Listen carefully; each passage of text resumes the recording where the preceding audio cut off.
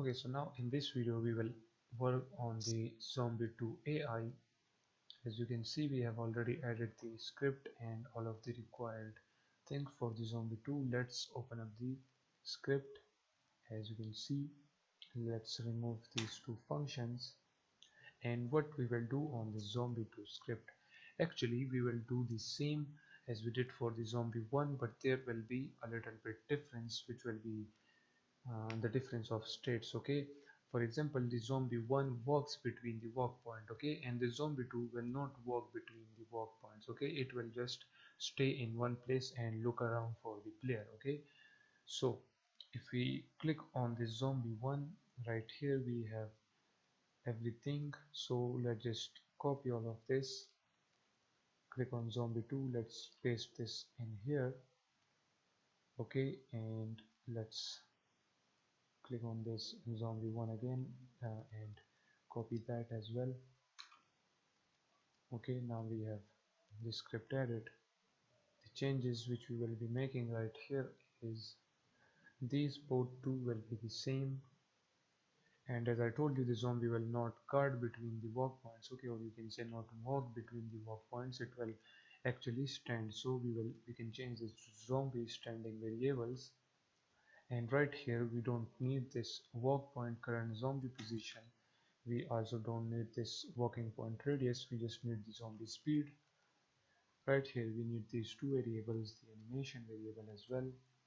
We have these variables as well, which will be moving inside this. Okay, in the awake function we set the health.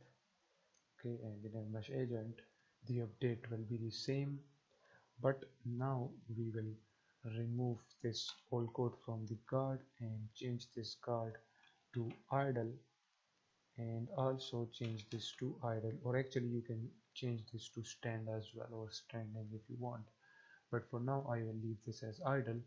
And in the idle, what the zombie will do, it will actually just stay on this for example, if the zombie is standing right here, then the zombie will be still standing here unless the player comes inside the radius.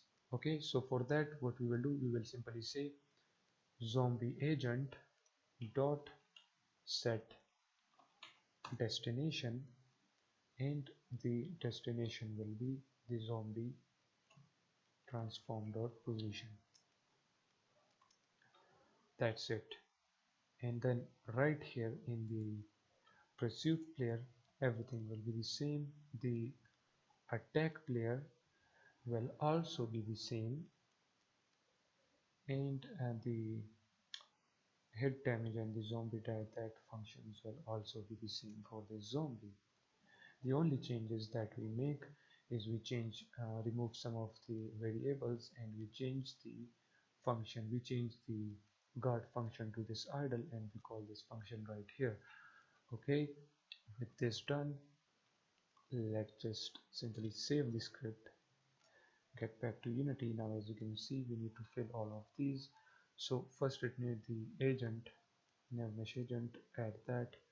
Let's add the look point, let me do that. Okay, we have the look point right here. Then it needs the camera as we did for this one. So in the zombie, add a camera, and what we name this one, let me check. Okay, it is zombie attacking area. So let's name this as zombie attacking area as well. And actually we can move this right there, and let's move this a little bit out. Make sure that it is in front of the zombie's eyes, and you deactivated that. Okay, then click on the zombie. Let's add this as well. Right here it needs the player body. Add the player body, then the player layer, then the zombie speed. This time will be 3 because this zombie will be just standing, and when this player come near it, this zombie will run. Okay, so that's why the speed will be 3, and the time between attacks will be 1 second. Let's add the animator to this. The vision radius will be, let's just say 15 as well, and let's set the attacking radius as 1. Let me click on the zombie 2 right here, zombie 1, sorry, and make the attacking radius 1 as well. okay, because this zombie attacked from very far and we don't want that. Okay, so now everything is set up. What we can do now is to play the game, and you will notice that when we come near this zombie it will run towards us. We don't have added the animation, so it will not work. As you can see, it is standing there, and now the both of the zombies are running towards us. We can only damage the first zombie, not the second one, because now as you can see the zombie attack us from this distance. Okay, as you can see, let's run away from the zombies, and they are coming towards us, as you can see. And the reason our zombies inside the ground is we don't have animations, and also we are calling the animations right here. So just comment this out for now.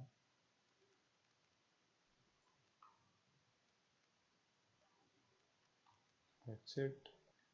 And right here, let's open up this animator. Let's move that all up there, this one as well. And for now, let's just add the run in place animation. Okay, for now let's just add that, double click on it.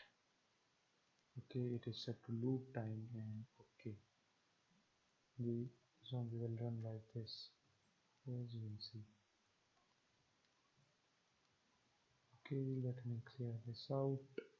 Let's click on this zombie. Now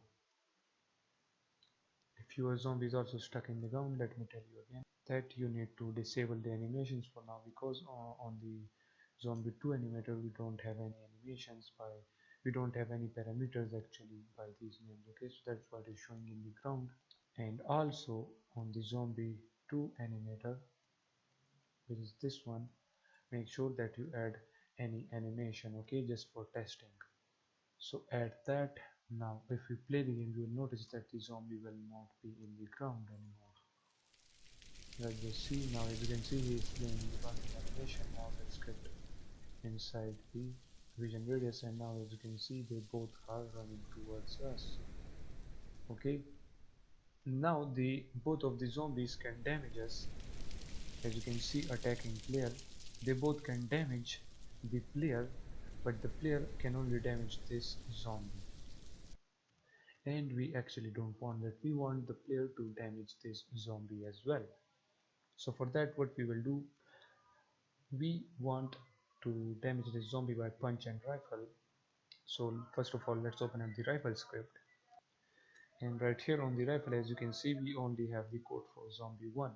Let's add for the zombie 2 now. So whatever object carries the zombie 2 script, we will first detect that, and when we find any object which is carrying the zombie 2, then we will only damage that object. And as you know, the zombie 2 is carrying the zombie 2 script, so the zombie 2 will be get damage.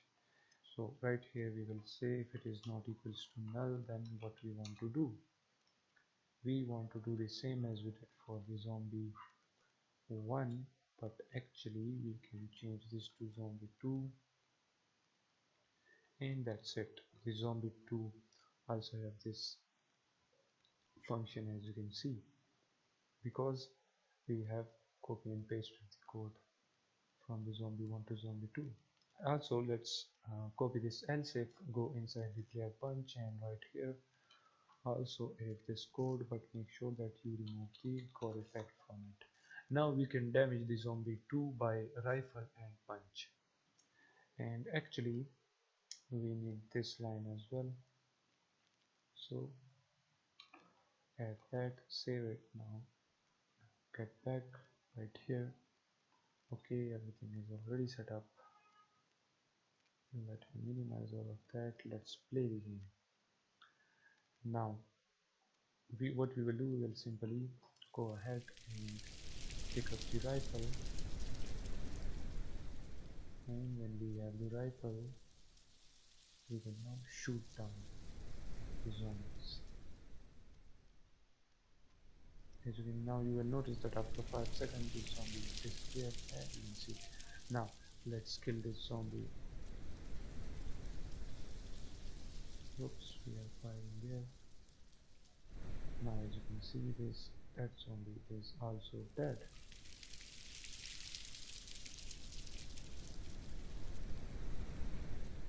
And in this way you can add now different zombies to your game. For example, the first zombie which walks between walk points, and this zombie which just stands on its place. Now in the next video we will add animation to this zombie, so for that catch you guys in the next video.